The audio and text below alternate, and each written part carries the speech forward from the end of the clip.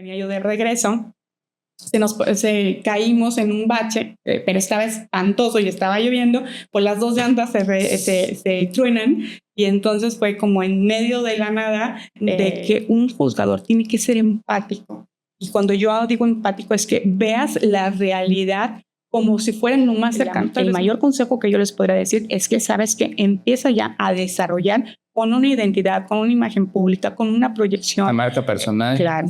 Luego mucha gente, es que tuvo un mal día porque no lo saludó, porque el jefe no le dijo tal cosa. Cuando tú no sabes qué hay detrás de esa actitud y cuando te lo apropias, pues entonces lo empiezas a sufrir, que también sean inspiración para sus hijos y para otras mujeres que digan sí se puede. El hecho de que ahora sí seamos 50% de mujeres, creo que es muy, muy valioso, ¿no?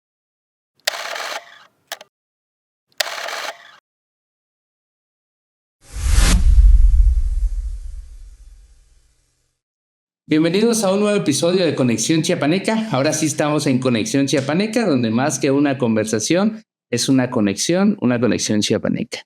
El día de hoy tengo el gusto de tener a Jazmín Robles. ¿Cómo estás, Jazmín? Bien, Arturo, muy contenta de aquí, de regresar a este espacio y de cumplir mi promesa de que si ganaba, regresaba. Sí, porque ella es la magistrada electa en materia administrativa en el 20º circuito, ¿verdad? Así aquí es. En Chiapas, pues fue una votación bastante importante y relevante para Chiapas y creo que sentó un precedente, pero me da mucho gusto que estés aquí como campeona de esa elección. Sí, yo creo que cuando vine la ocasión anterior estaba un poco tensa, ¿no? Y ahora espero que se noten las cámaras que traigo una sonrisa más amplia, también un poco más de tranquilidad, ¿no? Por el proceso que finalizó en buenos términos, porque además tomo muchas experiencias de todo esto y pues bueno, no te lo voy a negar, estoy muy contenta y muy agradecida por el apoyo. Sí, porque si no mal recuerdo, la entrevista fue en un 1 de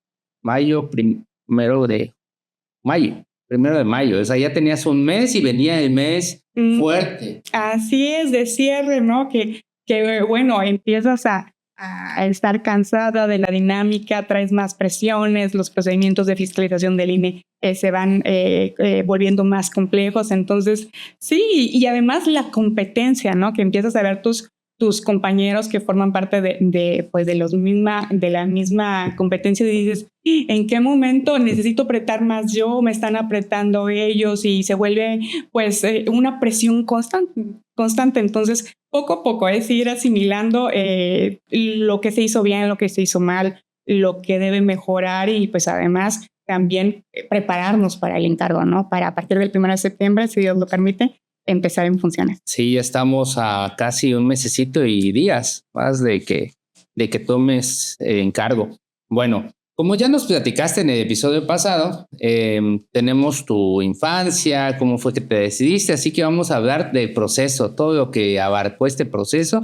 Quiero que nos cuentes tu experiencia en general, o sea, fue alegre, fue muy presionada cuando llegaste, cuando llevabas un mes y que decías, oye, o sea, y también el dinerito, pues de haber gastado todo eso, pues pega, ¿no? Sí, mira, yo me divertí mucho, yo lo disfruté. Creo que sí hubiera tomado decisiones diferentes, sobre todo por el tema del tiempo. O sea, yo llegué a prácticamente a los últimos 15 días de la campaña queriendo más. Y cuando cerramos la campaña, yo dije, me quedé con ganas de más tiempo, de estirarlo, porque me faltaron municipios. O sea, la planeación de Chiapas es tan extenso, tiene tantos municipios y tiene que ser como muy puntual. Y hay cosas que se te salen de las manos fácilmente. Me pasaron 2 días. Por ejemplo, hubo un choque en la carretera y entonces un tráiler pues quedó completamente atravesado y ya no pudimos avanzar, ese día se perdió y cositas así que cuando traes como tan limitado el tiempo, pues cualquier cosa pues te lo saca, sí. te trastoca la agenda y entonces pues te va disminuyendo pues el presupuesto que tienes desde gastos, desde tiempos, agenda y todo eso. Entonces, creo que me quedé con la sensación de me hubiera gustado un mes más, ¿no?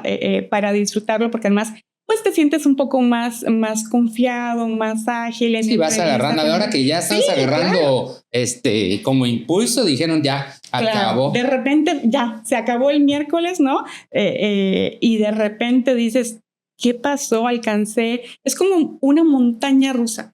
O sea, completamente como el miedo a lo desconocido, y yo lo podría así tal cual, dices que vas subiendo y no sabes hasta dónde llega la cima y de repente te dan el bajón y viene la adrenalina. Es constantemente aprendizajes, emociones, manejo de los nervios, de la ansiedad, de qué viene después de todo esto. Entonces yo lo disfruté mucho. La verdad es que si tú me preguntas algo, ¿volverías a hacer? Sí, por supuesto, claro. Con más aprendizaje, más madura también en todo este proceso. El manejo de emociones es fundamental. De estar bien físicamente, también estar bien es importante. Sí, tienes que estar muy bien físicamente, buena condición para andar, o sea, porque no comes a horas, ¿verdad? O sea, tus horas de alimento cambian, tus horas de dormir cambian, tus horas de entretenimiento, de diversión, de todo cambia. Todo sí. Fue un... ¿Y cómo te has empezado a recuperar de eso? ¿Te ha costado? Fíjate que lo que más me costó es físicamente. Físicamente porque a mí me pasó que me dio dengue y entonces yo no traía las plaquetas bajas. ¿Te dio dengue antes? Antes de la campaña. O sea, como 15 días antes de la campaña me da dengue y entonces pues estuve, la verdad es que muy débil. Todo me dolía. O sea, yo me tocaba así y me dolía espantoso. Estaba muy cansada, muy cansada, quería dormir porque la verdad es que no rendía lo mismo y lo que hice fue ir con el internista, me estuvieron tratando, me pusieron de estos sueros que como multivitamínicos sí. Para compensar y pues regulándome las plaquetas. Entonces físicamente o sea, no llegué al 100, no inicié la campaña al 100 y con el desgaste, lo que tú decías un poco, el estar caminando, ¿no? Y luego eran días muy calurosos y que ya traes el suero y luego la alimentación no está muy bien porque empiezas a agarrar papitas, sabritas y todo lo que encuentres, ¿no? O sea, como sí, el monstruo come galletas y sabritas era lo de todos los días. Entonces, todo ese proceso, pues sí me pasó factura que yo terminó el 1 de junio el día y la siguiente semana, o sea, yo nada más aspiraba a dormir porque físicamente estaba agotadísima. Como que sí llevé un poco a mi cuerpo al límite en ese sentido, pero porque yo traía el proceso del dengue, ¿no? Entonces no le di a mi cuerpo ese espacio para recuperarse, sino en fregas, y así como que máquina va, ¿no? Pero bueno, esas cosas pasan, no puede hacer mucho uno, pues cómo controlas una enfermedad. Y lo importante es que creo que todos los aprendizajes, ¿no? Al final se dio el resultado que siempre es lo que se busca, ¿no? Lo importante, pero también decir, bueno, ¿qué hubiera hecho diferente? ¿Qué hubiera hecho mejor? ¿Cómo transmitir con la gente de otra manera? ¿Cómo proyectar un mensaje más efectivo? Los tiempos, muchas cosas, pero... ¿Tomaste nota de todo eso? Sí, fíjate que lo iba como relacionando y además en las noches, ¿sabes qué? Yo no sé, generalmente pues uno tiene preocupaciones y cada quien, por eso te decía, el manejo de las emociones, de la ansiedad. De repente en la noche decías, tengo tantos pendientes. O sea, llegabas de los recorridos a las 12, 1 de la mañana y haces como la idea de me tengo que levantar a las 6, 7 de la mañana para empezar otra vez temprano. ¿Y qué tengo que hacer? Y tu mente te traiciona porque estás siguiendo como el checklist. Tengo que hacer esto y esto. Y a veces no te deja dormir. Sí. Dices, Dios, ¿y ahora cómo lo enfrento y cómo lo tengo que mejorar esa situación, ese control? Creo que fue de las cosas que necesitaría yo haber tenido como un manejo más completo, ¿no? Y un mes te aventaste trabajando y en campaña, ¿no? Sí, el primer mes, sí, bueno, ¿recuerdas que platicamos? El primer mes estuve tratando de cumplir con mis funciones y después de las 6 de la tarde es cuando ya realizaba la campaña. ¿Cuál fue el problema? Que ya por el tema de que oscurecía, pues era muy difícil visitar otros municipios. Entonces me enfoqué un poquito más como en las redes sociales, como lo que podía hacer en ese horario limitado. Y después del primer mes que ya tengo la oportunidad de tener licencia del cargo, sin goce de sueño, además, sí. ¿No? Ahora sí fue como las rutas. Vamos a aprovechar eso y estar recorriendo en carretera, ir a los municipios y ya con esa pues solvencia, sobre todo incluso para publicar en redes, porque cuando estaba en funciones pues tenía yo que respetar el horario laboral. Pues era pues antes de las 9 de la mañana publicar. y después de las 6 de la tarde, y tú sabes, estás en medios, el algoritmo no perdona, y hay horarios específicos donde tiene mejor reacción las publicaciones en cualquiera de las redes sociales. Entonces, ese tipo de cuestiones sí, pues debía como tenerse más previsto. Lo vas aprendiendo Sí, sobre la marcha. Sobre la marcha, claro, por supuesto. ¿Cuántos municipios pudiste recorrer y cuál fue tu preferido? Te dijiste, ay, qué bonito, aquí sí voy a venir sin campaña, aquí voy a venir a vacacionar o voy a venir a pasar el fin de semana. Recorrí los 13 distritos electorales, municipios, pues no tengo el conteo exacto porque son muchísimos. Sí, y sí. Zonas, la Selva Negra me encantó. O sea, fascinada. Así, ¿sí? Increíble. Y sabes que Unión Juárez me fascinó. O sea, me quedé con ganas de regresar. La Suiza de sí, México. Sí, y ese día nos llovió. Fuiste a la casa de Hitler, que decían que según era de Hitler. Sí, fue, incluso pues bueno, te había comentado que mi mamá me estuvo acompañando a los recorridos y maravilladas, entonces todo nos parecía bonito y yo, ay, tenemos que regresar ya con tiempo para poder disfrutar, porque traes una presión constante con el tema de la campaña, ¿no? Entonces, la verdad es que me quedé maravillada. Chiapas es hermoso en todo el estado, particularmente por tu pregunta, ¿no? Son como mis lugares preferidos y siempre diciendo, me falta conocer aquí y además la gente es muy cálida y entonces venga y vamos. Sí, ¿no? Te invitan. Te invita hasta dentro de su casa. Sí. Y la verdad es que te da pena porque ya te sirven el cafecito y ya te invitan, no sé, una pieza de pan o algún detallito y tú con el tiempo encima y de repente dices, bueno, no quiero que parezca una grosería, pero pues tienes que avanzar en la carretera, ¿no? De repente el clima, ¿no? Que simplemente pues que hubo algún accidente o tantos topes en algunas zonas. Sí, o Cocingo y todo eso que es puro tope. Sí, pero mira, lo disfruté muchísimo. La verdad es eso. Y recorriste 13 distritos, recorriste pues, en general todo Chiapas. Todo eso fue durante 2 meses, no, casi 60 días de recorrido. El día 27, 28 fue cierre de campaña. El 28. 28 de mayo. De mayo, sí, porque eran unos días, 3 días de veda, ¿no? Electoral. Entonces fue cuando ya fue. Y sí, 28 termina la veda, llega el día de las elecciones. ¿Cómo lo viviste? ¿A qué horas te levantaste? Así como cuando van a los niños a la escuela. El primer día, fíjate que me levanté como a las 6 de la mañana, precisamente por esta ansiedad de los nervios, de qué va a pasar. O sea, llegas ese día y ya lo que hiciste, ya, o sea, ¿sabes? Ya. O sea, ya no puedes hacer más. A lo mejor empieza un poco el síndrome de la impostora, ¿no? Porque dices tú, no fue suficiente. Llega un momento en que te bajoneas, que dices, lo debía de haber hecho mejor, no sé qué vaya a pasar, si la gente está yendo o no está yendo. Entonces, te da mucho miedo lo que puede pasar. Al final, pues, invertiste tiempo, dinero, esfuerzo, ilusiones, claro, ¿no? En el caso mío, que mi mamá me acompañó en todo este proceso, pues también es una persona mayor, ¿no? Y entonces es su propio cansancio, su compromiso, el decir que a la mera hora no rindan resultados y nada más me cansé a mi mamá gratis, ¿no? Por decirlo en una forma muy, muy simple. Entonces, tu cabeza está con 1000 temas, ¿no? Y empiezas a ver los reportajes de las casillas que se está llegando la gente. Y, por ejemplo, en la casilla especial hubo muy, muy buenos resultados y en otras casillas no tanto. Esa dinámica de qué está pasando, ¿no? En el día clave. Entonces, son muchas emociones. Me levanté muy temprano, retomando un poco tu pregunta. Ahí estuve constantemente viendo las noticias. Después fui a votar, ¿no? ¿A qué horas fuiste a votar? Fíjate que no fui tan temprano. Fui como a las 11 y media, porque como estaba con mi mamá, ella votaba en casilla especial. Sí, entonces le dije a mi mamá, ¿sabes qué? Primero vamos a la casilla especial porque se acaban las boletas. Entonces la prioridad era el voto de ella y después. Sí, porque la tuya ahí va a estar. O sea, realmente. Y así nos organizamos. Dije, no, primero la tuya, mamá, porque se acaba. Después la fila estaba enorme en la casilla especial.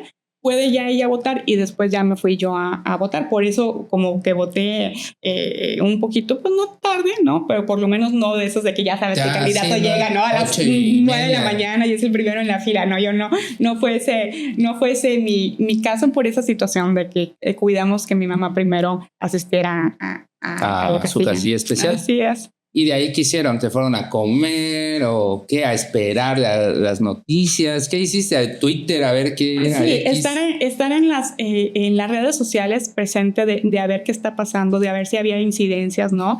De cómo se percibía. Por ejemplo, amiguitos que tenía y me empezaron a mandar mensajes de ya fui, y me mandaban la votación, hasta fotos, ¿no? y entonces te empieza a dar esa adrenalina y son cosas que dices, ¿cómo me tranquilizo? O sea, no podías ni almorzar de los nervios porque empieza entre más viene acercándose la hora del cierre, que eran las 6 de la tarde, empiezas a decir, sí, o sea, llegaría la gente, no llegaría, y cómo les estará yendo a los demás, y no lo puedes regular tan fácilmente porque desconoces mucha información. Porque al final, a las 6 de la tarde, como estamos generalmente acostumbrados, es que pues vayan los PREP, ¿no? Sí. Y en este caso, pues no iba a haber el conteo. Pero el día, te lo voy a ser muy sincera, el día que sufrí, o sea, que estaba yo de no me mires, no me toques, así completamente, fue el primer día de las votaciones, de los conteos, ¿no? Porque si tú recuerdas, fueron escalonados. Sí, primeros ministros. Entonces no estaba como tan cierto de qué día empezaban con el conteo de magistrados, porque era escalonado. Entonces tenían que ir clausurando o cerrando las votaciones de los otros cargos previos, y magistrados era el penúltimo, después los jueces, ¿no? Entonces era estar constantemente monitoreando en la página del INE de cuánto empezaban los conteos, y entonces como que te esclavizabas un poco a eso, decías, tienen que cerrar, ¿no? Ministros, y pasaban los días y luego de repente que empezaban a administrar los votos, y de repente el horario de la comida, pues ya le ibas entendiendo pues la lógica que al final hay personas también alimentando las bases de datos, y entonces ya sabíamos nosotros que como de las 3 a las 5 ya no se iba a mover, no tenías por qué estar dando actualizar cada 5 minutos, y en la noche también, pues hasta las 9, 10 de la noche se dejaba de actualizar, y en la mañana, claro. Entonces esos días fueron los más intensos, porque vas viendo también los números de tus competidores, de tus amigos, o sea, uno que está en el medio, pues también dices, también quiero que le vaya bien a mi amigo, a mi compañero. Sí, que esté ahí, o sea, porque también sufrió sus 60 días de campaña. Sí, y sobre todo la incertidumbre, ¿no? De ese tiempo entre el 1 de junio, pues no sabíamos nada. No, nada, ni de la noche. O sea, apenas de los ministros estaba viendo las votaciones. Yo la verdad que me perdí, o sea, porque uno piensa que es como las elecciones normales, que todo ese día para todos, pero no, realmente empezaron poco a poco, y yo me olvidé, fue como hasta una semana aquí, bueno, a ver, ahora sí, si ya se va a saber cómo van a estar. Y sabes que era una presión también extra, que la gente te empezaba a decir, ¿Yasmín ganaste? ¿Perdiste? Y entonces me decían, hasta mi familia le decían, es que Yasmín no ha emitido no ha dicho nada. Un comunicado, y otros candidatos sí, ya dijeron que fueron favorecidos o que no. Y entonces es una presión extra, y dices, calma, ¿no? Porque no puedes pues también subestimar los tiempos, ¿no? Y además el mismo proceso, la cuestión, pues las impugnaciones, todo ese tipo de cuestiones que la gente que no forma parte directamente del proceso, pues no está familiarizada, y por eso, pues con el ánimo también de formar parte de la decisión de qué pasó, ¿no? Si estabas en campaña, pues te quieren enterar, y todavía no empiezan los cómputos, y luego es que todavía no concluyen, apenas van en el 10%, en el 20%, y así hasta alcanzar el 100%, y dices tú, ya, bendito Dios, cerraron la votación. La votación, y ya estamos. Cierran, llegas y quedas como con una ventaja bastante amplia. Los chiapanecos te dieron su confianza. Muy contenta y muy comprometida. La verdad es que creo que si tú me preguntas cuál fue el mejor o el mayor acierto, fue la postulación triple. el hecho, ya te acuerdas que lo habíamos platicado un poco, que yo fuera la única persona en Chiapas que trajera la postulación de los tres poderes, creo que me ayudó muchísimo, ¿no? El hecho de que yo estaba en funciones también, porque la gente, si tú analizas un poco los resultados en Chiapas, el voto de confianza fue para la gente que realizaba funciones jurisdiccionales. Creo que eso es muy importante porque ganaron quienes ya realizaban la función, y eso significa como, bueno, o sea, ya tienes disminuida esa curva de aprendizaje, ¿no? Porque mucho se habló, ¿te acuerdas? En todo este proceso de que si los nuevos iban a tener una curva amplia, que entonces qué iba a pasar los primeros meses, esa incertidumbre. Y cuando tú analizas los ganadores en Chiapas, te das cuenta que titulares, la mitad se eligieron a 18 cargos, ¿no? Sí. Bueno, entre jueces y magistrados, 19. Entonces fueron 8 magistrados y 11 jueces. Tú analizas los perfiles y entre jueces y magistrados federales y locales, pero que al final ya son titulares, la mitad pues fueron los ganadores. ¿Y la otra mitad eran de Poder Judicial de aquí, de local? Sí, la mayoría prácticamente era del Poder Judicial local y también del electoral y del administrativo local también había personas, pero al final con formación jurisdiccional. Entonces, creo que eso era fundamental y ahí es ese análisis que creo que sí se logró hacer de parte de todo el electorado aquí en Chiapas, de decir hasta dónde voy a generar, ¿no? Esta pues curva, ¿no? De aprendizaje. Es mejor no correr este riesgo, mejor ya están los resultados. Creo que también algo que influye en la percepción social es cómo tienes pues tus órganos jurisdiccionales, que no hubo, por ejemplo, campañas de desprestigio. Cuando estamos, por ejemplo, acostumbrados a los políticos que te empiezan a atacar y se concentran más en atacar que en mostrar. En este caso, si tú me preguntas, creo que fueron muy limpias. O sea, no hubo, a diferencia de otros espacios, como tanto tema en que se metieran a atacar tu persona, ¿no? o tus antecedentes completamente personales, familiares, ese tipo de cosas. Aquí fue realmente el tema de qué hago con mi trabajo, qué proyecto tengo, ¿no? Cómo es mi visión de la justicia.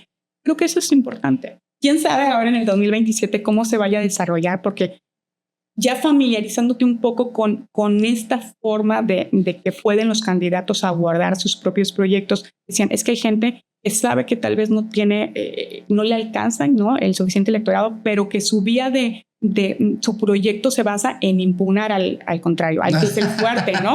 Y me decían, que sí, entonces los vas cansando un poco, debilitando, o le sacas el periodicazo, o con los propios procedimientos sancionadores ante el INE, pues vas mermando. Claro. No es solo la vas mermando la confianza también del candidato puntero. Sí, entonces yo no tenía ni idea de todo eso. Y sí, es como los que ganan como dicen en el fútbol, que ganan en escritorio. O sea, que no ganaron el partido, pero que lo van a tumbar a base de golpes. De golpes. De golpes. Entonces creo que no se alcanzó a tener esa dinámica en estas elecciones. Creo que también mucho el perfil, al final las reglas, porque como somos abogados que a lo mejor estamos como un poco más conscientes de la legalidad, del respeto más de las reglas. Claro que un poquito más miedo, sí, porque luego el político que a veces no tiene la escuela de derecho, pues yo voy a hacer esto porque quiero y porque puedo y porque así es. Son más temerarios. Sí, nosotros somos más miedosos. Oye, es que eso no es legal, o sea, me van a chingar, voy a tener problemas. Sí, entonces creo que eso influyó mucho en que esta forma de hacer política, de llevar tus candidaturas, no se desarrollara. Y bueno, creo que aprendizajes para el 2027 hay muchísimos. Creo que para el propio INE, el tema de la normatividad que se fue desarrollando y que veías conductas o formas de participar desde los observadores, desde la fiscalización, el registro de las actividades, los titulares que estaban como candidatos, el tema de las licencias, todo ese tipo de cosas. Por ahí, cuando tuvimos una entrevista con el presidente de tribunales de aquí del estado y con Isaín y otra periodista, por ahí Isaín también dijo algo que me gustaría retomar, que INE debería de considerar ciertos tiempos en medios, o sea, para los mismos candidatos aún en elección judicial, porque estaban invisibles ante la ciudadanía en cuanto a tiempos de televisión, radio. Fue muy difícil. Fíjate que cuando empecé yo a analizar el tema de las redes sociales, porque era todo orgánico, ¿no? Y eso significa que pues, no puedes pagar la publicidad. Es como tú tengas tus redes sociales en ese momento, inicias la campaña y tú sabes si tienes pocos seguidores, muchos seguidores y cómo vas motivando o cómo haces crecer el algoritmo. Por ejemplo, en mi caso, yo tenía una cuenta en X, ¿no? En Twitter, que sí tenía muchos seguidores, pero estaba muy focalizado a Ciudad de México, porque cuando yo abrí esa cuenta hace muchos años, pues yo estaba viviendo en Ciudad de México. Entonces, tienes también que sectorizar, de decir, bueno, ¿para qué me sirve esa super exposición en un lugar en donde yo no estoy participando? Sí. Y tienes que impulsar pues otras redes sociales. Hay redes sociales para diferentes pues rangos de edad, ¿no? Tienes que comunicar de manera distinta según el electorado, ¿no? Entonces, en el caso del INE, que no nos dieron pues esos espacios de publicidad, pero no sé incluso, o sea, si hubiera sido posible, porque éramos demasiados candidatos, o sea, ¿cómo los garantizas? Y aunque te dijeran 3 minutos, ¿qué dices en 3 minutos? Nada. O sea, imagínate, éramos más de 70 candidatos solamente a nivel jueces y magistrados. ¿Cuánto tiempo tienes que darles para decirles, hola, soy Yasmín Robles y soy candidata? Ya me gasté 15, 20 segundos. Vean mi perfil. Es complicado. Entonces, creo que de los aprendizajes también para el 2027 es eso, el decir, ¿cómo voy a darles pues realmente la oportunidad de acceder a los medios, el tema de las invitaciones, la anticipación con la que se tenía que generar para subir al sistema del INE? Pues lo viven. Ya no te pude qué hacer esta vez, qué bueno. Tenía que enviar la invitación, o sea, tenías que tener bien cuándo iba a venir, cuándo iba a hacer la entrevista, cuándo se iba a publicar, todo. Sí, entonces creo que de ahí estábamos todos muy nuevos porque éramos demasiados candidatos, demasiados aspectos que no estaban previstos y el comportamiento de acostumbrados a partidos políticos y de repente te enfrentas a que aquí no hay presupuesto, no hay esa exposición, no hay un color que te identifique. O sea, a la gente le costó mucho trabajo empezar a distinguir el por qué un rosa, un amarillo, un morado. Entonces estaban muy acostumbrados a PRD, PAN, PRI, Morena.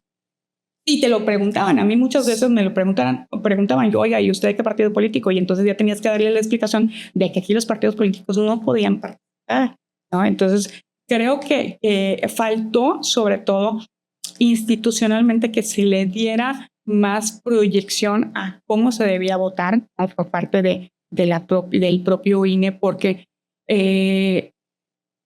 me sucedió con una señora que me decía, sí, la convencí. Le expliqué todo, mis postulados, claro, ¿no? Y entonces al final me dice, nada más hay un pequeño problema. Yo no sé leer y escribir.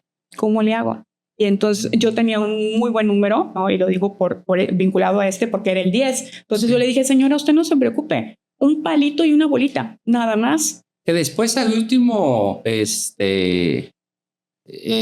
por ahí hubieron partes donde dijeron que el mismo INE estaba permitiendo que subrayaran a los candidatos. Pero tendrías que leer, ubicar al candidato. Y entonces en mi caso, cuando me encontraba a personas con esta situación, yo les decía, en esta boleta que es un color rosa, en el primer cuadrito. Entonces no necesitaban leer mi nombre porque yo nada más les decía, en el primer cuadrito, un palito y una bolita solamente. No iba a hacer el ejercicio porque no sabía leer, de ubicarme en el listado que era tan amplio, ¿no? Entonces, creo que ahí es importante también entender que es muy complejo. El diseño de la boleta me parece muy complejo y desanima a la gente. Sí, porque además tenemos en cuenta que en 2027 se va a juntar con una elección a nivel nacional del Congreso, de municipios y algunas gobernaturas. Y van a tener dos tipos de boletas, una boleta complicada y una boleta pues realmente como las de antes, ¿no? De subrayar PRI, PAN, Morena. Y cómo, imagínate la labor tan fuerte que van a tener de exposición. el algoritmo saturado con las campañas políticas de los partidos, porque te van a sobreexponer. Sí. ¿Cómo le compites a ese algoritmo cuando tú formas parte de la elección judicial? ¿Cómo lo haces crecer orgánicamente? O sea, a mí me preguntan y me dicen compañeros, ¿qué tips me dirías? Y el fundamental es empezar a mover tus redes sociales, porque el perfil, claro, hoy, a 2 años del siguiente proceso, terminando la mayoría con una imagen pública, con una proyección. La marca personal. Claro. Por supuesto, verifica tus cuentas y termina siendo pues con un gastito hormiga, que 200 pesos para Facebook, que 200 pesos para Instagram, y así te vas. Y es una inversión, empieza a grabar ya, empieza a posicionarte y no lo hagas, sectoriza. Ahorita, por ejemplo, que no esté el proceso, pues entonces sí puedes pagar publicidad, y cuando pagas publicidad le dices, específicamente lo quiero en Chiapas, ¿no? O lo quiero en tal estado. Ya vas haciendo crecer tu algoritmo con muchísima anticipación, porque necesitas tener para el 2027 esos espacios bien logrados, que tu imagen ya sea una referencia para el electorado, porque no le vas a poder competir con el presupuesto, con la imagen, simplemente ellos empiezan en precampañas. Sí. Y en la elección judicial no las hay. Entonces, creo que tienen que ser muy inteligentes quienes vayan a este proceso y encontrar esas formas de ir conectando, de visibilizar su trabajo, su aportación al medio, a la justicia, el acercamiento con la gente, y entender qué canales de comunicación van a elegir en todo este proceso, ¿no? Sí. Y para meter un pequeño comercial, que ya ven que hay que promover la marca personal. Si están interesados en algún tipo de curso o en alguna capacitación para marca personal, pues pueden hablar a ICANN Consultores. Ahí llevamos todo tipo de contenido, que puedan tener un contenido de calidad, que se vea bonito, que se vea todo y con precios accesibles. Dale, seguimos. Y las mejores fotografías. Y las mejores fotografías en artístico. Muy bien. Otra cosa, entonces, ya dices de marca personal, hablando de eso, ¿cuánto te costó a ti entender eso de que Jazmín Robles tenía que ser una marca y el 10 de Messi? Mucho, ¿sabes? Porque desconocía completamente. Te digo que la única red social... Ahí te mandé unos videos también de marca personal. Sí, y te lo agradezco mucho, porque era así, como en estas horas de ansiedad que te platicaba hace rato, que decías, voy a empezar a ver videos desde cómo edito, ¿no? Cómo lo hago ciertos segundos. Al principio, por ejemplo, ponían los reels de más de 1 minuto y te bajaba. O sea, cuando analizabas cuántos segundos se quedaba la gente, decías, es que se van a tales segundos porque es muy pesado, a la gente no le interesa, y empezabas a tratar de combinar otros elementos para que la gente se quedara y terminara de ver tu reel, y lo vas entendiendo pues en este proceso, porque nadie nos enseñó pues a manejar redes, a manejar imagen, a editar, a todo ese tipo de cosas, a grabar, tener como el celular para grabar. Además, ¿sabes qué me pasaba mucho? Que en el trayecto en carretera pues no había suficiente señal y de repente bajaba la calidad, o yo grababa con el celular, después me apoyaban para editar y tenía que compartir los archivos, bajaban la calidad y de repente subía yo a TikTok los videos, y entonces, dependiendo si no lo hacía con Wi-Fi y lo hacía solamente con mis datos, se veía así como pixelado. O sea, no te puedo explicar porque técnicamente no sé, pero sí, y obviamente pues la gente, visualmente estamos tan estimulados de ver pues alta calidad, un sonido muy bueno, las ediciones. Cuando ves un video pixeleado o que el audio no está bien, pues entonces le das deslizar. Sí, ya no porque no se ve profesional también. Así es. No se ve profesional, no quieres como eso. Y ahora, entonces, pasando a ganas, se da todo. ¿Cómo fue el proceso para que tú llegaras a hace unas 2 semanas? ¿Fue que te dieron tu mayoría, tu constancia de mayoría? ¿Cómo llegas y qué sensaciones tuviste ese día junto con todos? Porque me imagino que fue una emoción, pero tú subiste un reel donde están todos, muchos candidatos magistrados, todos con esta emoción, este reto. ¿Cómo fue? O sea, ¿cómo te llenaste de energía ese día? Todo fue incertidumbre, porque no nos daban las fechas exactas en las que íbamos a ir a Ciudad de México, ¿no? Se hablaba al principio de que iban a ser aquí en las juntas locales, que no nos íbamos a trasladar. Después vino la invitación formal, ¿no? Por parte del INE, y entonces es desde comprar el vuelo, ¿no? Porque era con mucha premura. Y entonces decir a qué hora me va a tocar, desplazarte en la Ciudad de México luego es complicado, que la lluvia. ¿Dónde fue? En el INE, ahí en las instalaciones propiamente, en el auditorio. Y ahí, pues, lo más sorprendente, por ejemplo, para mí, fue ver tanta cara desconocida. O sea, porque cuando nosotros participamos en los concursos y cuando llevas una carrera como muy en común, y aunque fuera un evento nacional, tú dices, lo ubico, lo vas ubicando, a lo mejor no ubicas nombres, pero ubicas rostros. Y entonces ya sabes que pues todos llevan años en eso.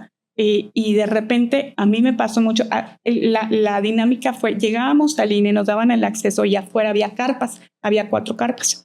Y entonces estaban divididas juezas, ¿no? Mujeres, luego jueces, magistradas y magistrados. Y ya te formabas, pues como en las tortillas, una fila grande, ¿no? Y iban pasando cada uno dabas tu identificación y te hacían firmar la constancia, el acuse, recibías y pues después ya pasábamos al auditorio para el mensaje propiamente de la presidenta, ¿no? Entonces, cuando estás en esta fila, pues pasa mucho tiempo, porque pues éramos muchos.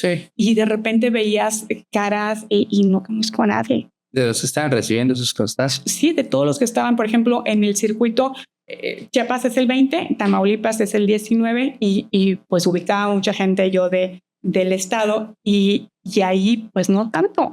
Y empiezas a darte cuenta que es una nueva generación, ¿no? Y fue un poco como chistoso de esas cosas que te abren los ojos de este cambio de sistema, porque yo le decía a uno de mis compañeros que está en funciones, imagínate quién le iba a decir que pues a nuestra edad, no quiero balconearme con mis años, pero joven para el medio, ¿no? Por ejemplo, entonces iba a ser la decana o íbamos a ser de los decanos, o sea, gente que en la proyección normal éramos la generación más joven, de repente nos convertimos en los decanos. Sí, pasaron de un día a otro a ser los decanos cuando era la sangre renovadora. Sí, y eso dices, en unos meses, de la noche a la mañana, tantas, lo platicábamos en la entrevista anterior, creo que debemos asumir con responsabilidad de introducirlos en el medio, saber que tiene que haber un acompañamiento en la función, porque no es fácil, porque tenemos pues sistemas distintos. Hasta cierto punto. Sí, precisamente, porque tienes que hablarles, todo el mundo te dice lo bonito del cargo, ¿no? Pero también hay retos personales, sobre todo familiares muy importantes. La dinámica de la familia es muy diferente. Por ejemplo, las mujeres que tienen sus hijos, en decir, ya no voy a estar tan presente como antes, porque pues un tema muy sencillo, las guardias, ¿no? Que son 24 horas o que los fines de semana, pues ya no puedes viajar. Yo les decía a mis compañeras, bueno, ¿qué es lo primero que yo hago en el año? Pues yo voy al calendario de guardias del juzgado, lo bajo del Consejo de la Judicatura, veo cuándo el juzgado está de guardia y yo las marco en un calendario, tengo un calendario de todo el año y entonces con marca texto, esas semanas, yo sé que ya no puedo viajar. Entonces, le mando la foto a mi familia y es boda, cualquier evento. Mi hermana, por ejemplo, la mayor iba a bautizar a mi sobrina y ya, ¿cuándo puedes venir? Porque ella sabe que en la dinámica pues hay semanas que yo no viajo.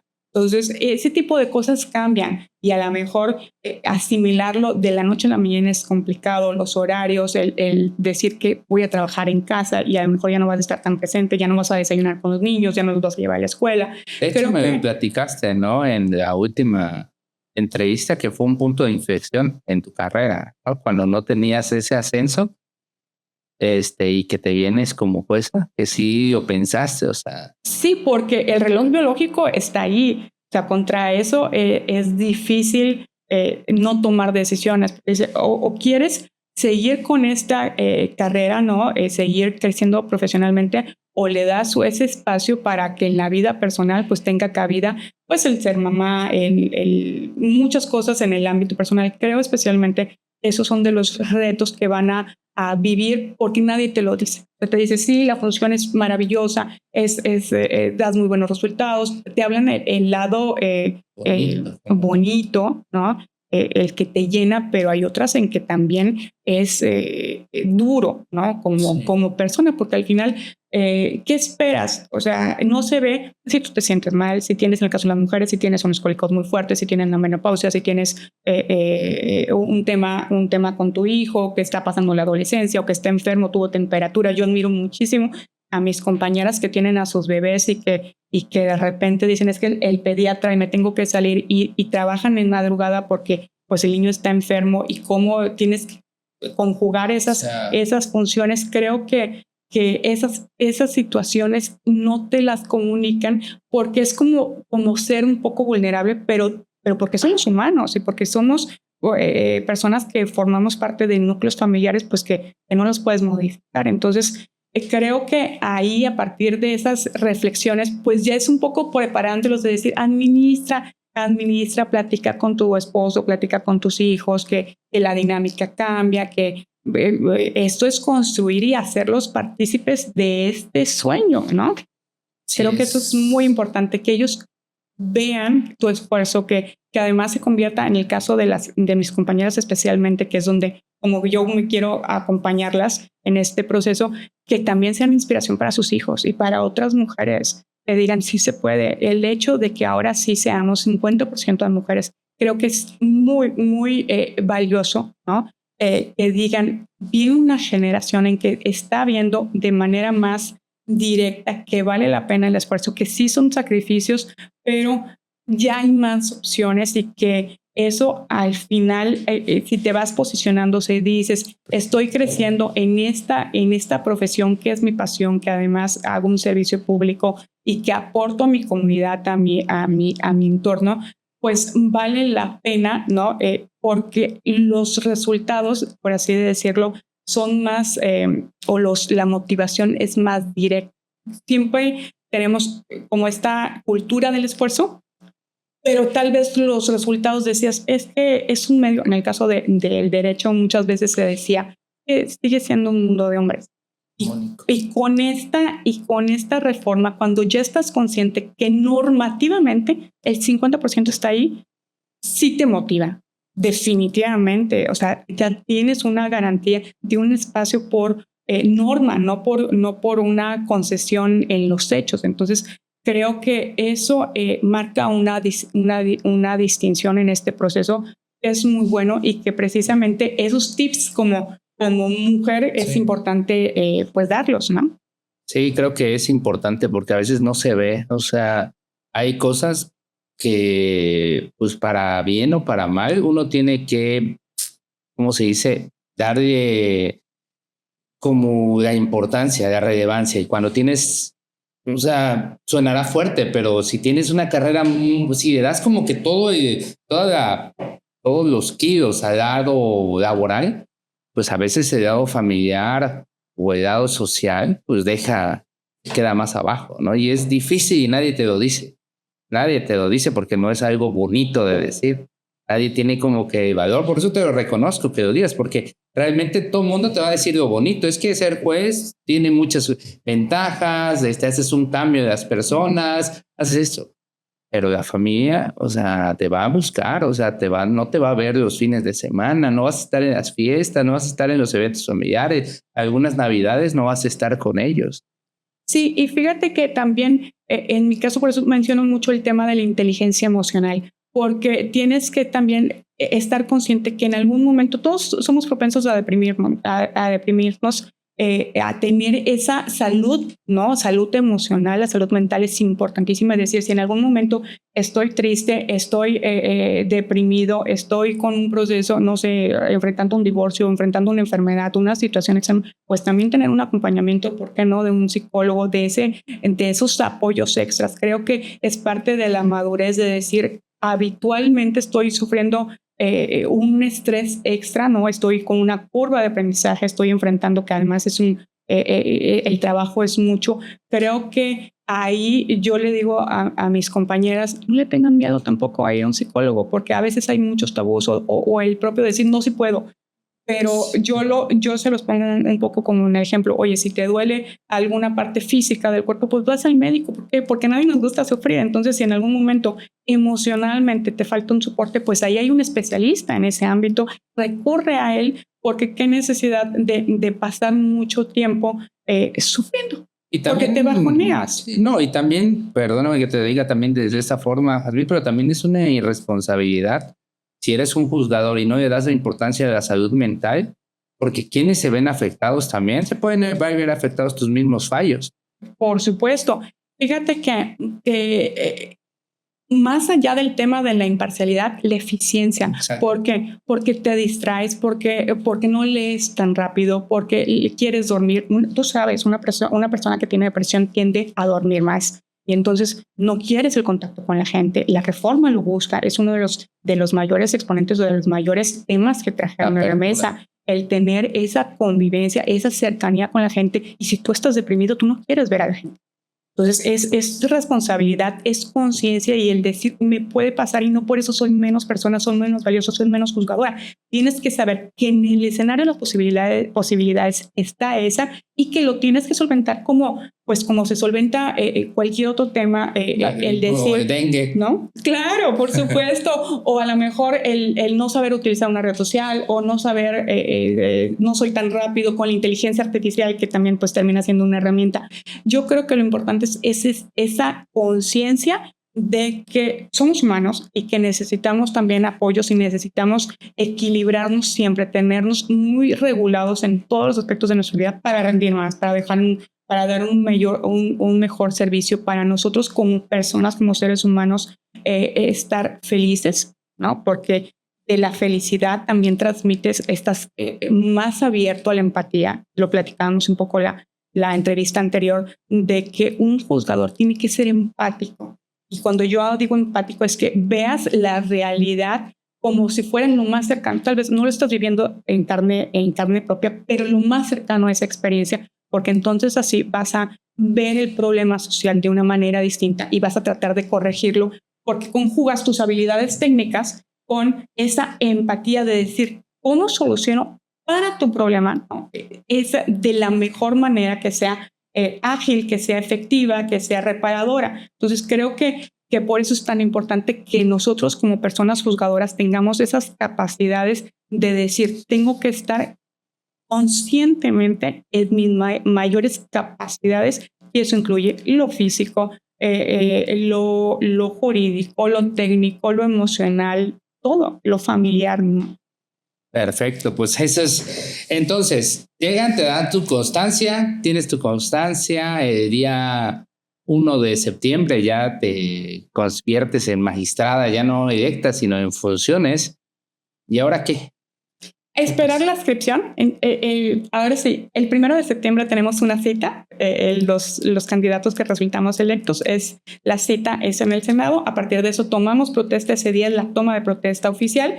Y lo que sigue es la inscripción. O sea, como tenemos que esperar, digamos, ese oficio en una resolución. Pero sí vas a ser como de 20º distrito, sí, o todavía. Así es. Pero como tienes que emitir resoluciones, primero tienes que generar esa inscripción para que el sistema, nosotros tenemos la firma electrónica, tenemos que tener ese acto formal que nos valide, ¿no? Por así decirlo, específicamente en ese órgano que ya está definido. Pero que ponencia, por ejemplo. Sí, o sea, nos tendrían en un tribunal colegiado, hay 3 ponencias, entonces sí. Lo único que faltaría definir es la ponencia A o la B, porque y generalmente se identifican A, B o C, ¿no? Entonces, por así decirlo, es a cuál de las tres ponencias me escriben, pero el órgano ya está definido, en este caso el tribunal colegiado en materia administrativa. Ese órgano se integra de 3 magistrados, y existe una presidencia como tal, o solo son los 3. De entre los 3 se elige a un presidente, que generalmente está en funciones 1 año, y es el que lleva la Secretaría de Acuerdos, el trámite propiamente de los asuntos, y se encarga también de turnar, de ir dividiendo uno entre los tres magistrados, que son los que estudiarán de primera mano el asunto y serán los ponentes del proyecto que se lista y se discute. Sí, la Secretaría General, como tal, sí, como se conoce. Sí, como una Secretaría de Acuerdos propiamente. Sí. Así es. Ok, que son los que admiten, le llegan y reparten y todo. Así es. Entonces, presidencia tiene esa área también a su cargo, además de la ponencia propiamente. Es 1 año, y ya de ahí cambia y cambia y cambia. Sí, nos vamos rotando en la función de presidencia, que es extra, por así decirlo. Bueno, ahora quiero que para ir cerrando esto, me gustaría que des consejos a los jóvenes pues tú ya eres una magistrada, eres una mujer joven que ha estado desde los 20, 19, 20 años en la carrera judicial y que hoy es magistrada. O sea, no sé si dentro de tus sueños estaban o no, o cómo era tu plan de vida, que estaba tu vision board en ese momento, pero ¿qué consejos les puedes decir a alguien, a una mujer, a un hombre que están saliendo de la carrera y quieren llegar a ser como tú? Que confíen en sus habilidades, que las desarrollen. Yo siempre he sido muy consciente de que no todos tenemos las mismas habilidades, pero tú tienes que saber cuáles son tus fortalezas y qué te gusta, qué te hace feliz, porque a lo mejor dices, tengo una memoria envidiable o soy muy buena para las matemáticas, pero no me hacen feliz. Entonces tienes que saber tener ese equilibrio de para qué soy bueno y que además te guste, que tú veas tu día a día disfrutar. Entonces, lo primero es identificar qué te gusta, qué no te gusta, porque la elección de una carrera, de una profesión, de un oficio, pues, ¿cuántas horas? De 24 horas, pues por lo menos son 8. Sí. O sea, un tercio de tu vida vas a estar haciendo algo que no te gusta, pues no es lógico. Entonces, elige algo que te guste, elige algo de preferencia para lo que seas bueno. Y si no eres muy bueno, no eres el mejor, entonces desarrolla tus habilidades para que lo llegues a hacer.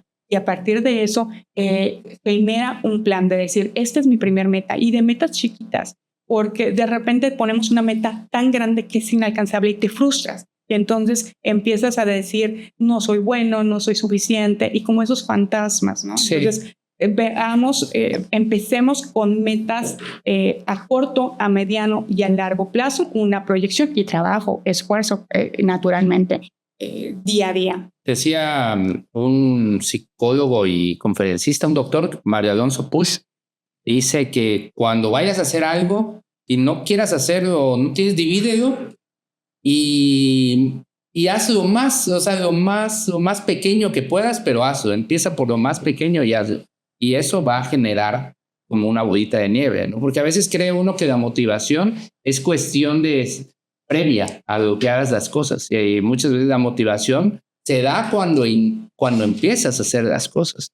Me pasa a mí cuando voy a correr. No quiero ir a correr, no me cuesta levantarme. Mi motivación cuando empiezo a correr no es un día antes, no es a las 6 de la mañana. Mi motivación llega como a las 6:40, que ya estoy corriendo, que ya llegué, que ya ni siquiera cuando ya llegué todavía estoy, ¿será que sí? Todavía tengo tiempo de regresar a dormir a mi casa. La motivación inicia cuando ya caminaste un kilómetro. Sí. Y muchas veces esperamos, como consejo para muchos, quieren la motivación desde antes, pero la motivación se construye. Tú te has construido esa motivación.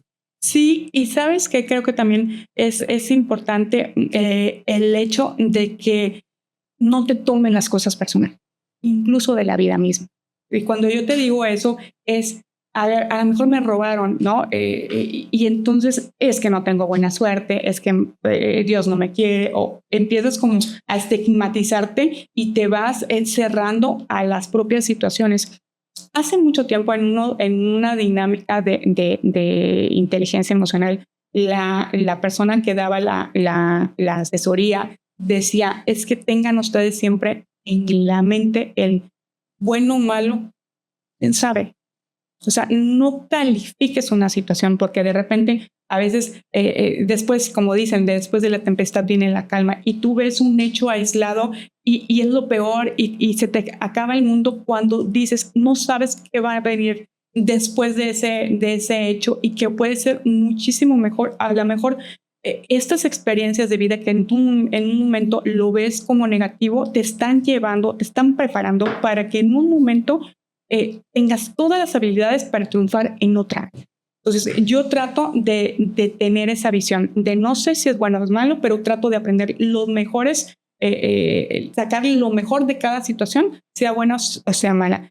Y en mi pueblo dicen mucho, pues, la referencia de vacas gordas y vacas flacas. O sea, cuando entiendes que para todo hay buenas épocas y hay malas épocas y todo pasa. Entonces, si tú entiendes, ahorita es una mala racha, pero viene la buena.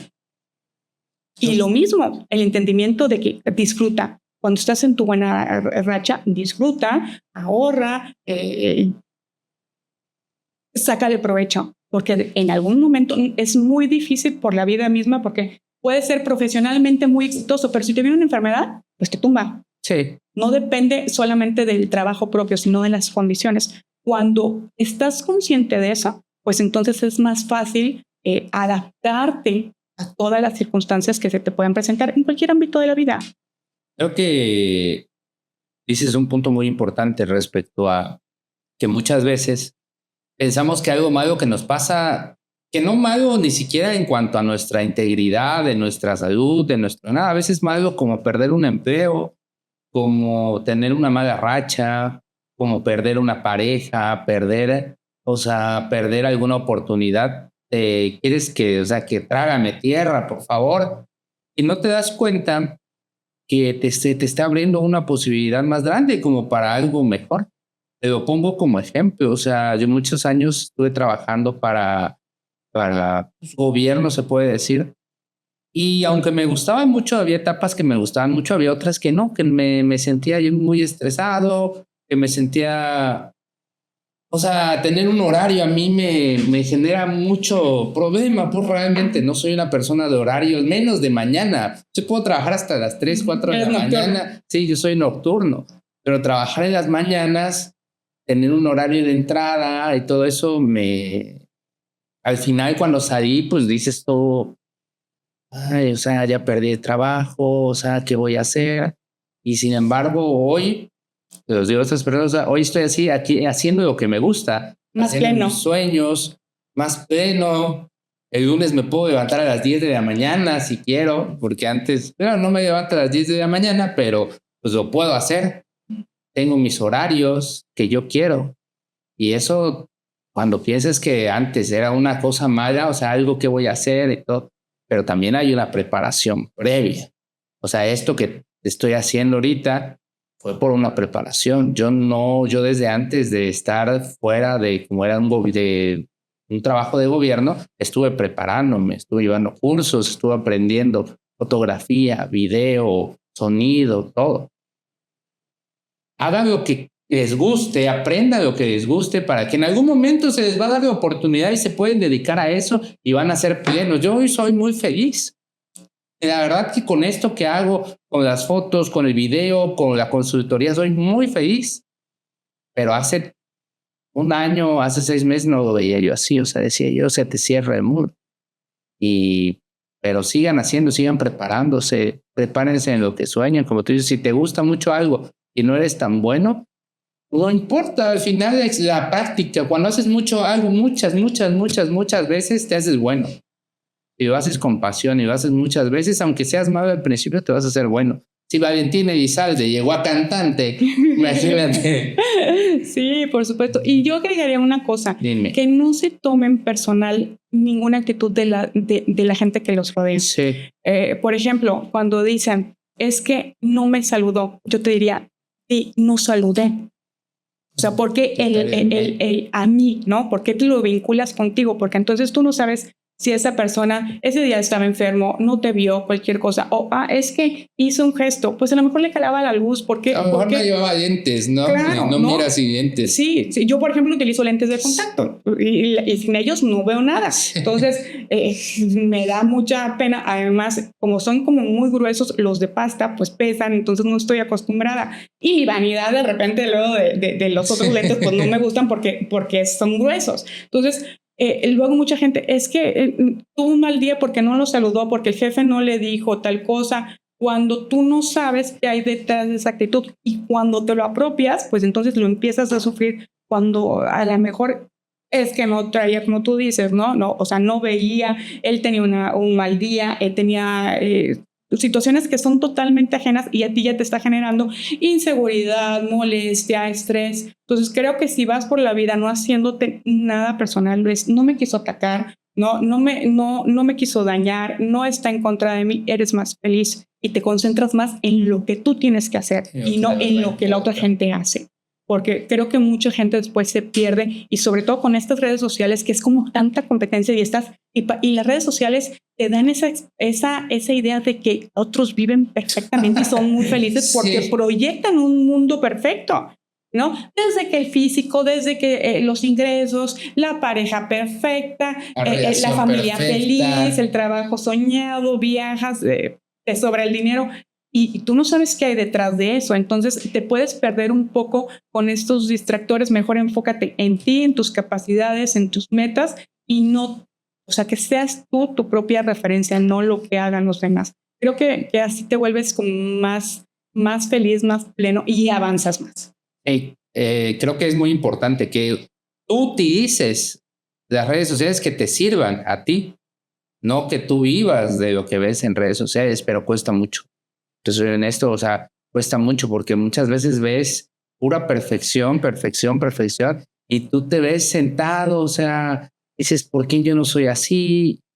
Por eso utilicen sus redes sociales con mucha responsabilidad, utilícenlos con unos fines específicos, crear su marca personal, crecer con objetivos, pero no solo como para ver cómo viven otros, porque si no, te vas a llevar un chasco.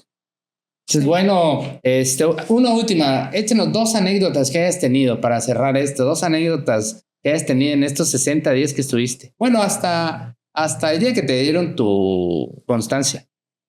Anécdotas, fíjate que una que me dio mucha risa porque la chica se puso como de 1000 colores. Estábamos, ya les había dado la explicación, ya les había compartido el flyer, el tríptico, todo, y entonces les digo, era una pareja, ¿no? Y un hombre y una mujer, les digo, ¿me puedo tomar una foto con ustedes? Y me dicen, sí, claro, pero yo muy respetuosa, estaba la chica primero, luego el hombre, ¿no? El novio, y luego yo, y entonces yo le pido permiso a ella, le digo, ¿lo puedo abrazar? ¿No? Un tema de respeto, porque ellos están en una relación que no se malinterpretara, y ella le dio mucha risa, y el chavo se puso de 1000 colores, ¿no? O sea, el tímido fue él, ¿no? Y la chava, sí, claro, sin problema, pero yo por respeto, ¿no? Entonces, yo no sé qué pasó en la mente del chavo, porque si les cambió, así estaba súper loco y me dio mucha risa. Y además, o sea, se toman la foto, no sale él como un poco rojo, y después va la chava y todavía van caminando y le está diciendo cosas y ya déjame, ¿no? O sea, porque ella todavía se ríe de que se sonrojó. Entonces fue algo como muy gracioso, porque yo creo que no esperaban que yo le pidiera permiso a ella, ¿no? Sí. O sea, permiso entre comillas, porque pues era para ambos, pero no quería que sobre todo ella, que era pareja, que se incomodara, ¿no? Así como lo hacen los hombres, y los hombres son muy respetuosos, por ejemplo, de cuando abrazan, que nada más es hasta así, o no cierran completamente como el brazo. Entonces creo que del mismo lado pues era exigible mi conducta en ese sentido. Entonces fue como muy chistoso porque ellos se rieron mucho y todos terminamos como divertidos, ¿no? En ese sentido. Y pues otra de las anécdotas, fíjate que de los momentos también como estresantes fue que en el trayecto de Pichucalco, que venía yo de regreso, caímos en un bache, pero estaba espantoso y estaba lloviendo, pues las 2 llantas se truenan, y entonces fue como en medio de la nada, ya era muy noche, sí, y eran las 2 del lado derecho, o sea, ni siquiera de decir, bueno, con la de refacción, pues salvas una, pero quedas con las 2.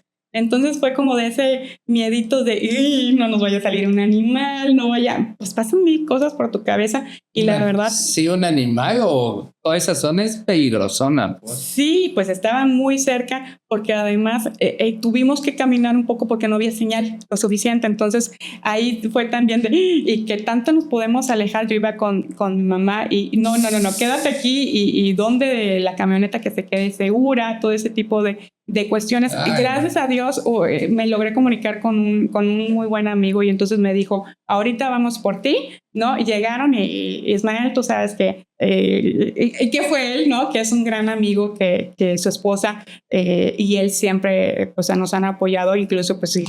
Iba mi mamá. Ismael Arroní. Sí. Y también ganó, ¿no? Muchas felicidades. Sí, Ismael es un gran amigo. Entonces llegamos más o menos al cargo, aquí a esta sección, a la par. Él tenía unos 2-3 meses antes que yo. Entonces, pues en la propia convivencia, y sí le hablé, le dije, amigo, nos pasó esto, y entonces junto con su esposa nos acompañaron, fueron por nosotros, y pues dejamos ahí la camioneta y ya nos apoyaron.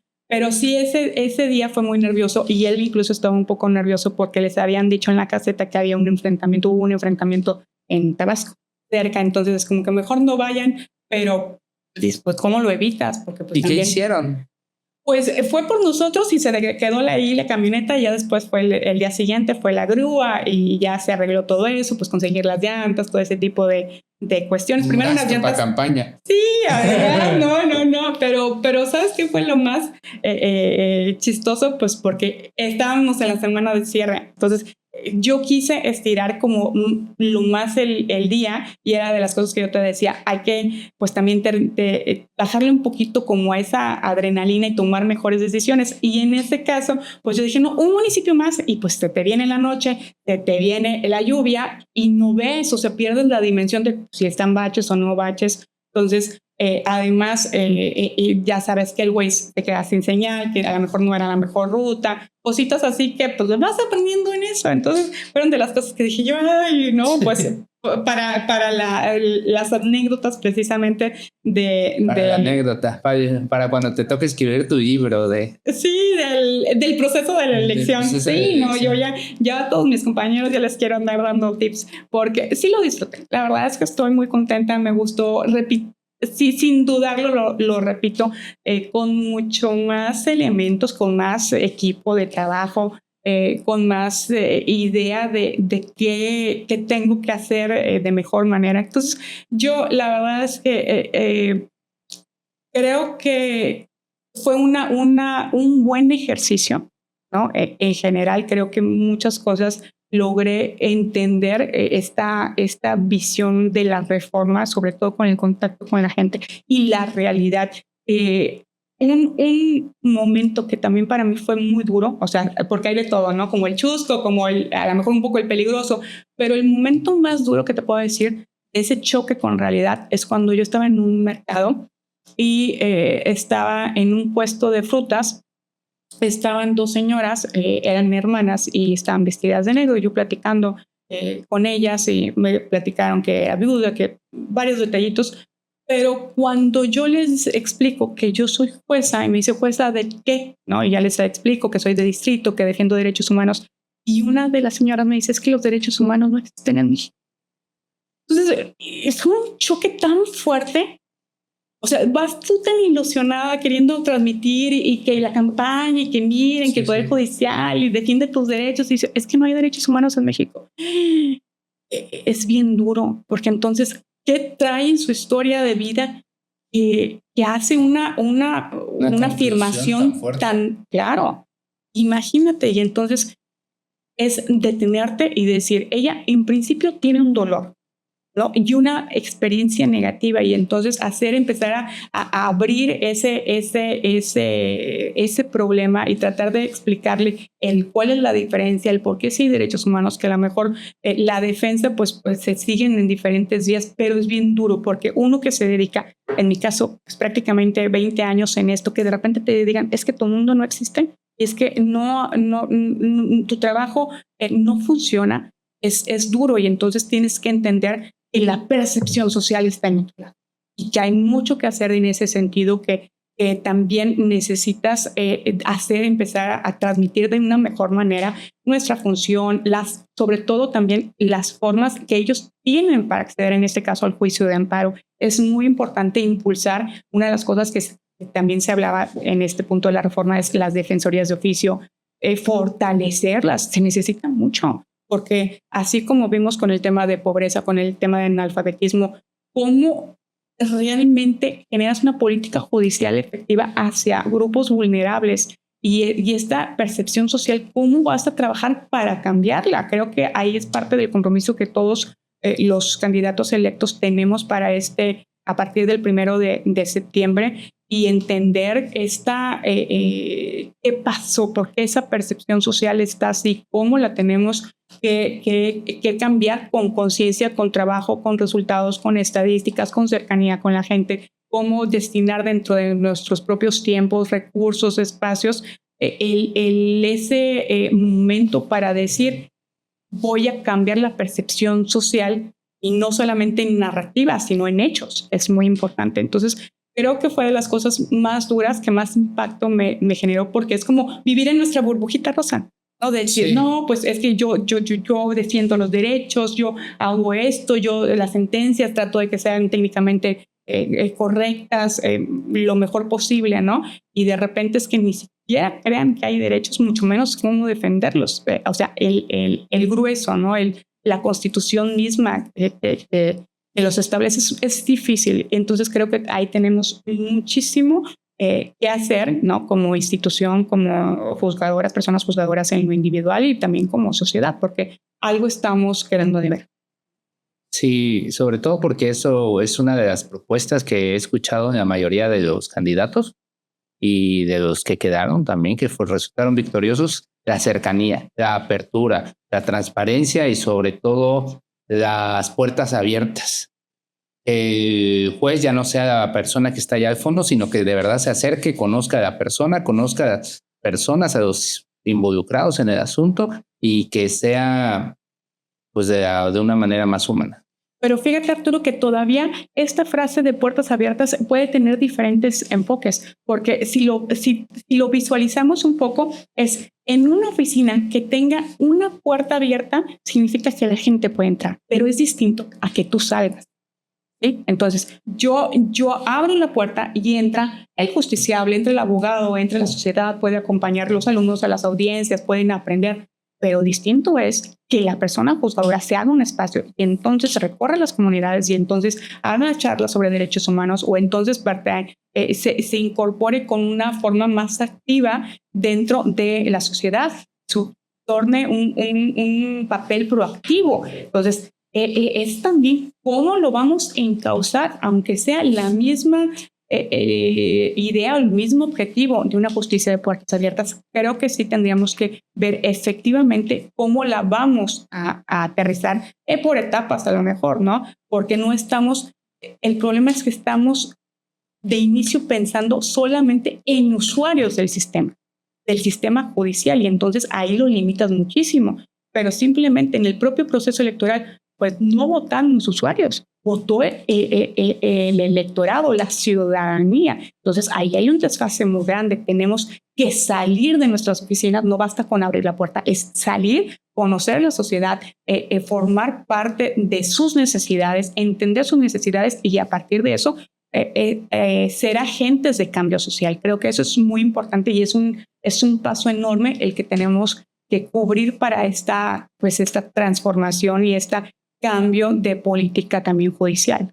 Pues perfecto. Muchísimas gracias, Jazmín, por estar aquí. Esperemos tenerte después con algunos otros temas, especialmente sobre esto, sobre la cercanía, y que de verdad tratemos de llegar a las personas que están necesitadas de justicia, sobre todo justicia administrativa, que va a ser tu área ahora sí que definitiva que vas a tener. Y si me permites, por último, un comercial, así como les mencionabas los apoyos de tus servicios, ¿no? De fotografía y todo eso. En mi caso, como parte del compromiso que yo hice en campaña, estoy dando charlas gratuitas, ¿no? Pláticas, ya sea una charla de 1 hora o conferencias en las escuelas, en alguna comunidad. Invítenme. Están en mis teléfonos, en mis redes sociales, y hay un formulario, nada más me dicen qué día, ¿no? Obviamente fuera del horario laboral, y entonces gratuitamente, pues si quieren que les hable del agua, de la salud, de defensa, del tema que quieran relacionado con la materia administrativa, como las funciones del juicio de amparo, pues yo con mucho gusto los acompaño. Pues diles tus redes sociales. Robles Cortés MX, por todas las redes sociales, TikTok, Instagram, Facebook y X, me encuentra con ese usuario. Perfectísimo. Muchísimas gracias. Muchas gracias, Jazmín, por estar aquí. Gracias a todos por escucharnos. En esta, más que una conversación, es una conexión chiapaneca. Permiso, hasta luego.